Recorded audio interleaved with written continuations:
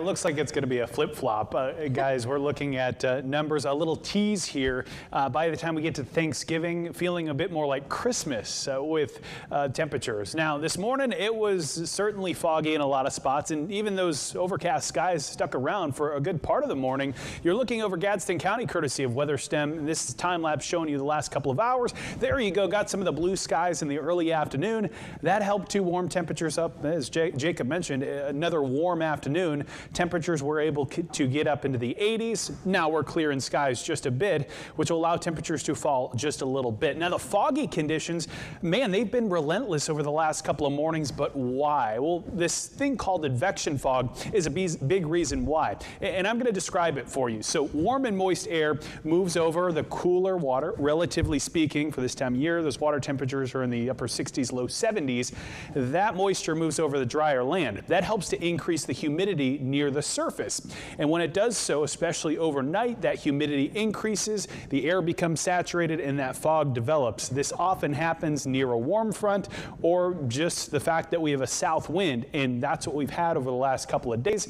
As that moisture continues to flow inland, we'll have that chance of fog. And there you go. That red line is a warm frontal boundary that is going to move through overnight. That's going to allow a flow of moisture, and we're going to continue to see the areas of dense fog as you're waking up tomorrow morning. Now behind it, this blue line's a cold front, and you see a lot of showers and even some storms associated with that. The center of this low pressure is going to move to the north and east, so a lot of the big time energy with that rising motion is also going to move to our north. But because we have this frontal boundary in place by the time we get to Wednesday, there will be an opportunity for a couple of showers. I'll time that out for you in just a moment. In the meantime, what you need to know for the rest of the evening, it's going to be quiet. Numbers drop into the upper 60s by midnight, and then we're down into the low 60s as you're heading out the door tomorrow morning. These little lines indicate that we're looking at foggy conditions again as you're heading out the door tomorrow morning. Very similar to what we had today. We'll see some clouds in the morning. Wind will start to help to break those up by the middle of the day, and then we'll break into a little bit of sun. Now as we head toward Wednesday morning, that's when the cold front starts to arrive, and that's going to give us the opportunity for a couple of showers. This is 4 o'clock on Wednesday morning, so a lot of us still in bed or just getting up.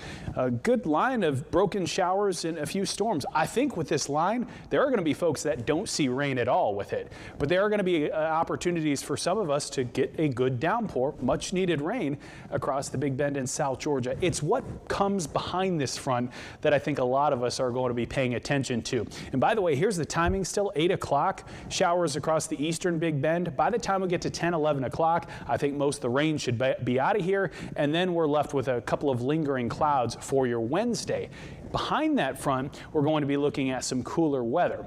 There is an opportunity for maybe a couple of these showers or storms to be bringing some gusty winds. The Storm Prediction Center has this green outline, which is a level 1 risk in place for areas like Bainbridge, Donaldsonville, Marietta, Hosford, up to Blakely. Now that's going to be the best opportunity for some stronger storms. I really think it's going to be for central Alabama that we have to watch out for some of those stronger storms. So Wednesday's range, a few scattered showers are going to be possible, heavy rain between 4 and noon, and then we look at a big cold front bringing cooler temperatures for your Thanksgiving morning. 45 for the highs. We're waking up on Turkey Day, 65 by the afternoon. Again, that's more like what we would see in the middle of December around Christmas. Low 60s on Friday, and we could be looking at numbers waking up into the 30s both Friday and Saturday, so we'll have to watch out for some frost. Additionally, with the very low humidity, we'll also have to watch for the fire risk starting to pick up once again late week.